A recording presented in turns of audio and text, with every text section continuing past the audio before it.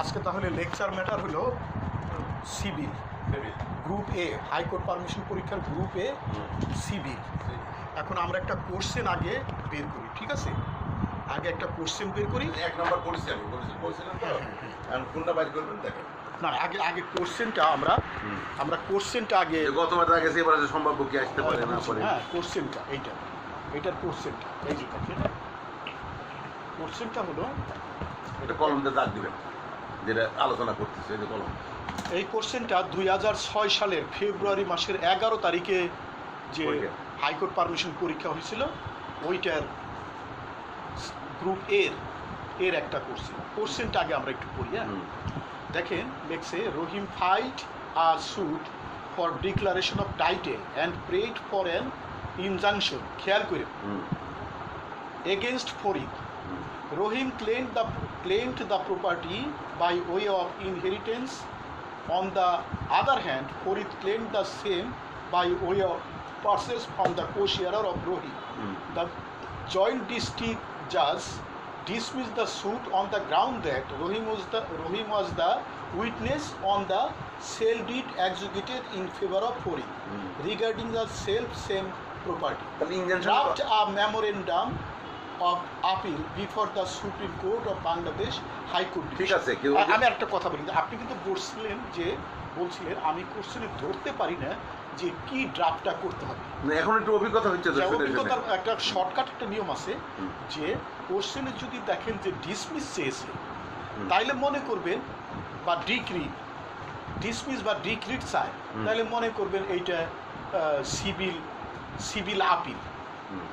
Civil injunction বলতেছে, injunction চাইছে সে রহিম মামলা কইরা দেওয়ানি মামলা করে তারা নিষেধাজ্ঞা চেয়েছে, যেহেতু অপরের কাছে দলিল তার দখলে এই ইনজাংশন চাচ্ছে, কিন্তু মূলত মামলা হচ্ছে আপিল। সিভিল ইনজাংশন সাথে চাইছে। তো ইনজাংশনের কথাটা তো আমি বললাম না এখানে এর মধ্যে। এটা তো প্রশ্ন, তো এর উত্তর এটা মামলা, প্রশ্ন বলবেন না, এটা কিন্তু একটা মামলা। আচ্ছা, এটা মামলা, কিন্তু এর যেটা মামলার যে সলিউশন, যে মেমোরেন্ডাম ড্রাফট বলতেছেন, সেখানে আবার দেখেন একই ধরনের কোশ্চেন কিন্তু 2017 সালে এবং 2013 সালে আসছে, দেখছেন একই ধরনের কোশ্চেন। তাহলে আমরা এই কোশ্চেনটাও পড়ি, কোনো সময় একটু পড়ি। আচ্ছা হ্যাঁ, কোনো সময় রহিমের বদলে এ মারে, রহিমের বি দেয়, এরকম করে দেয়। আবার দেখেন সামান্য ভুলটা কি, কোশ্চেন না বোঝার ভুল। ধরেন আপনি কোশ্চেনে বাদল করছেন, বাদল BADOL বাদল, কিন্তু পরীক্ষা আসছে বাবুল, টি রে ঘুরাই দিলেই তো বি হয়। কিন্তু অনেক অ্যাডভোকেট সাহেবরা মনে করবে কি যে এইটা আসছে, ওই বাদলই আসছে। আপনি পড়ে গেছেন বাদল, আসছে তো বাবুল, সামনে ঘুরাই দিলেই তো বি হয়ে যায়। আমি বুঝাইতে পারছি? এই জন্য কোশ্চেনটা মনোযোগ দিয়ে পড়তে হবে। যেমন একই কোশ্চেন আসছেন দেখেন 2013 এবং 2017-তে। আর instituted a suit against B in the first court of joint district জাজ Dhaka, praying for declaration of title to suit property. A claimed the suit property by way of inheritance. On the other hand, B claimed the same by way of purchase from the co-sharers of A. The joint district judge dismissed the suit on the ground that A was the attesting witness to the deed of transfer executed in favor of B in respect of the same property. Draft a memorandum of appeal for presentation to the High Court Division of the Bangladesh supreme court. এখন দেখেন এখানে তো বইলে দিছে এটা memorandum of appeal, কিন্তু অনেক সময় মেমোরেন্ডাম অফ আপিল বইলে দেয় না, তখন আপনাকে কোশ্চেন করে বুঝতে হবে যে এটা মেমোরেন্ডাম অফ আপিল। আর এখন যত দিন যেতেছে কোশ্চেন কিন্তু টেকনিক্যালি একটু ঘুরাই দিতেছে। আপনি যদি মেমোরেন্ডাম অফ আপিল বইলে দেয় তাহলে তো আপনাকে খাওয়াই দিল। আর ওটাতে কি বলেছে আগে বললেন, ওটাতে আপিল বলেনি, বলছে এই যে ড্রাফট মেমোরেন্ডাম অফ আপিল এটাও বলছে। সো এখানে প্রশ্ন হয় যে দুই রকম দিয়েছে, নাম দিছে আবার এবি অক্ষর দিয়ে দিছে।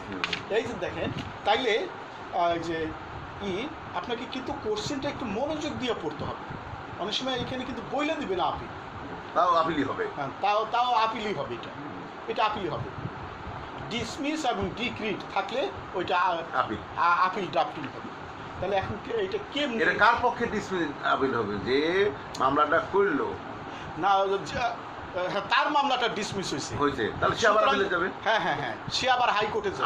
আর যদি আসামিরা ডিক্রিট পাইতো তাহলে আসামি বিবাদীরা যাইতো। বুঝা গেছে কথাটা? তাহলে আমরা এইটা কিভাবে লেখে মুখে আমরা একটু আলোচনা করি।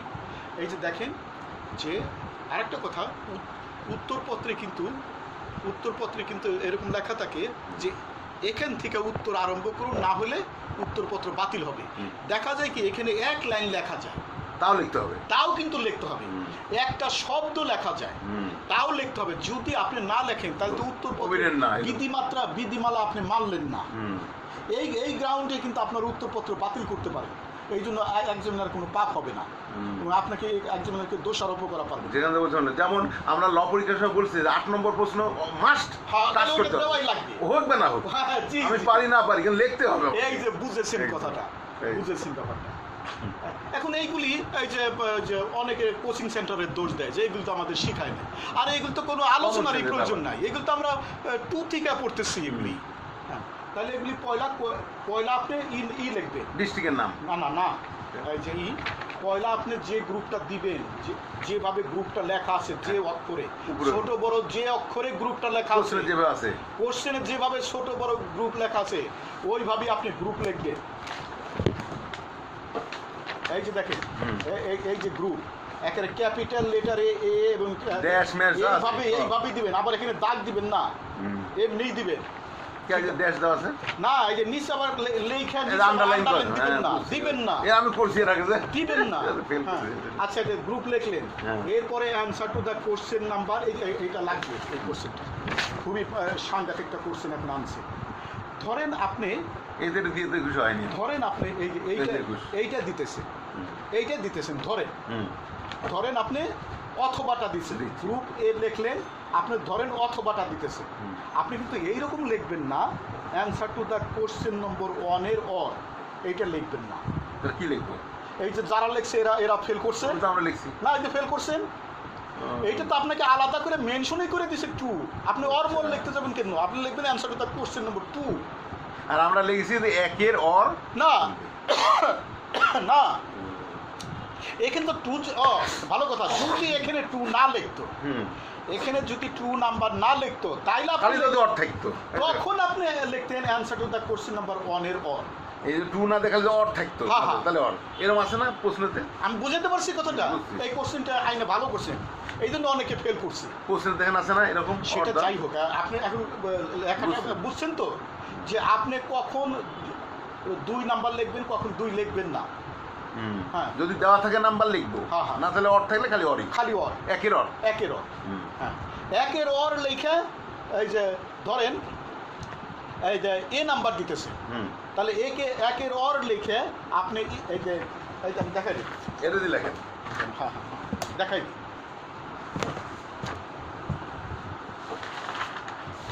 আচ্ছা, এখানেই থাকুক না, এখানেই থাকুক, অসুবিধা নেই। একের অর লিখলেন, হ্যাঁ, তাহলে লিখবেন answer to the question number, capital letter লিখবেন। এটা লাগলো অ্যান্সার, হ্যাঁ, এই ক্যাপিটাল লেটার লিখবেন answer to the question number or লিখলেন তো, ক্যাপিটাল লেটার লিখবেন answer to the question number, capital letter লিখবেন। না অ্যান্সার আবার লেখা লাগবে কথা আমার। হ্যাঁ, আমি তাহলে আমি 1 দেবো খালি, না ও উত্তর লিখছি যে answer to the question number or তো লিখলেন, কোশ্চেন নাম্বার 1 লেখা অর লিখলেন, এরপরে আপনি এই যে অ্যান্সারটা গোটাটা লেখেন, অ্যান্সার নাম্বার লেখেন, গোটাটা লেখেন, ক্যাপিটাল লেটারটা। হ্যাঁ, অ্যান্সার কি? অ্যান্সার টু দ্য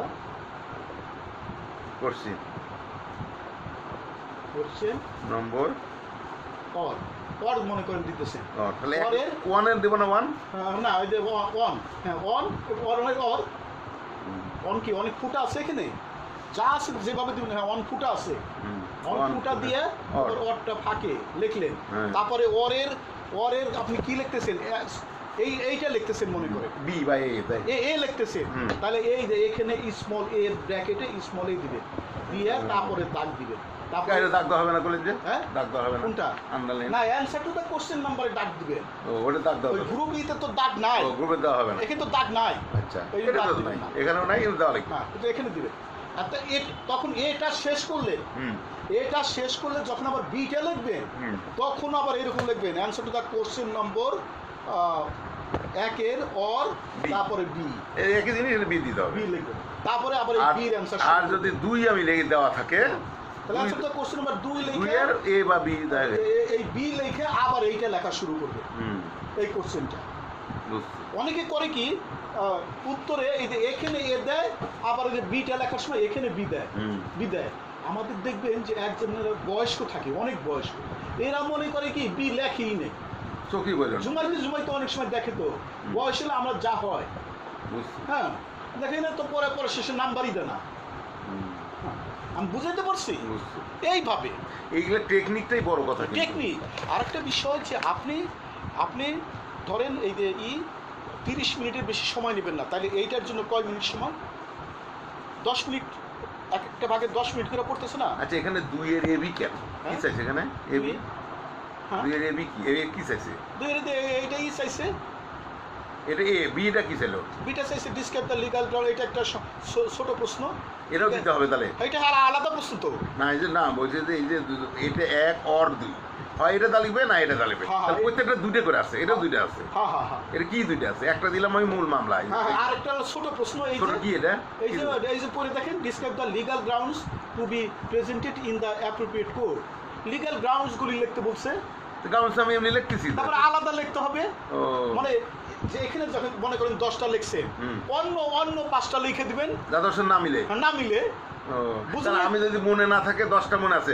এখানে 6টা দিলে ওটা 4টা হ্যাঁ কিন্তু দেওয়া লাগবে কাজ করতে হবে আমি বুঝাতে পারছি কথাটা কাজ করতে হবে হ্যাঁ আর আরেকটা বিষয় যে আপনি তো টোটাল প্রশ্নটা বোঝার জন্য 30 মিনিটের বেশি সময় নেবেন না কিন্তু তাহলে একটা ভাগে কতটুকু পড়লো একটা ভাগে 5 মিনিট তাহলে 5 মিনিট করে 5 মিনিটের বেশি সময় নেবেন না এই আর কি এর মধ্যে আপনাকে বুঝতে হবে আর একসাথে এই 3টে প্রশ্ন পড়বেন না কারণটা কি দেখা যাবে এই প্রশ্নটা আপনার কমন পড়ে না একদম অথচ দেওয়া লাগবেই মাথা ঘুরিচ্ছে তাহলে তো তখন আপনার মাথা ঘুরাইবো না টেনশনে আপনি ভাববেন যে আমি পরীক্ষায় ফেল করবো সুতরাং আপনি কখনই এইটা করবেন যে গ্রুপটা পরীক্ষা দিবেন ওই গ্রুপের প্রশ্ন 10 মিনিট পড়বে এই হলো কথা এর সব গ্রুপে দেওয়া লাগছে তাহলে বুঝাতে পারছি সিভিল ক্রিমিনাল সবই দেওয়া লাগছে সুতরাং সব গ্রুপই দেওয়া লাগছে কিন্তু আপনি এই কারণে আপনি গ্রুপ সিটা আগে দিবেন এরপরে গ্রুপ বিটা এরপরে দিবেন হলো গ্রুপেটা সহজ থাকে লাস্টের সময় কম পাইলেও ফুল অ্যান্সার করা যায় আর ইনকমপ্লিট অ্যান্সারে কিন্তু নাম্বার দিবে না কারণ কি ইনকমপ্লিট অ্যান্সার তো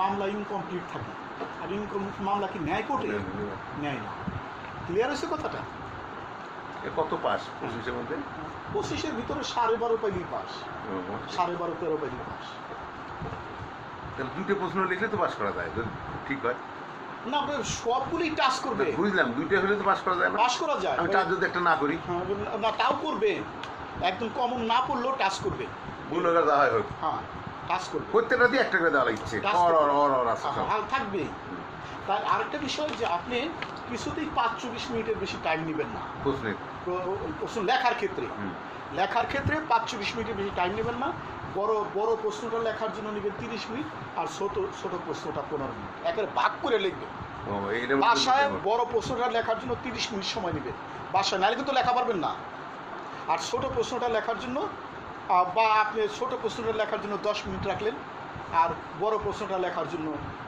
35 মিনিট রাখলেন বুঝেন নাই এই 35 মিনিটের মধ্যে আপনি বাসায় লেখা প্র্যাকটিস করবেন আমি বুঝাইতে পারছি কথাটা নাইলে কিন্তু আপনি কখনোই ফুল অ্যান্সার করে আসা পারবেন না তাহলে বড় প্রশ্নের জন্য কয় মিনিট মোট একটা ইয়ের জন্য গ্রুপের জন্য 45 মিনিট টাইম দিবেন বড় প্রশ্নের জন্য সর্বোচ্চ 35 মিনিট আর ছোট প্রশ্নের জন্য 10 মিনিট এই 45 মিনিট সময় নেবেন ওটা তো মনে করেন 4-5টা গ্রাউন্ড রেখে দিলাম হ্যাঁ 10 মিনিট লাগেও না 10 মিনিট রাখলেই যথেষ্ট তাও 10 মিনিট রাখবে নাম্বার কিন্তু কম না 3 বড় প্রশ্নটার জন্য 5 আর ছোট প্রশ্নটার জন্য 3 তার মানে এই যদি অনুপাত করেন ছোটটাও আপনাকে কম লেখা যাবে না বুঝছি গ্রাউন্ড যদি আমার মনে না থাকে যে কটা মনে থাকবে ভাগ করে বড়টা দেবো বেশি ওটা দেবো কম যায় যে বুঝা পারছেন কথাটা ক্লিয়ার হলো কথাটা আর লেখার ব্যাপারে আর কি আছে বলুন এই যে দেখেন এই যে আমাদের সময় যে একটা কোশ্চেন আসছে এটা তো আপনার সময় এসছে আমার আমাদের সময়।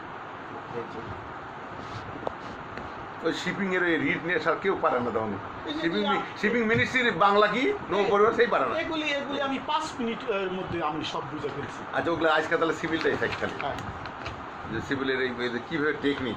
এই যে তাহলে এখন এটা গেল অ্যান্সার টু দ্য কোশ্চেন লিখলেন। এখন ডিস্ট্রিক্ট ঢাকা লিখবেন নাকি লিখবেন যেখানকার মামলা কোশ্চেনের যে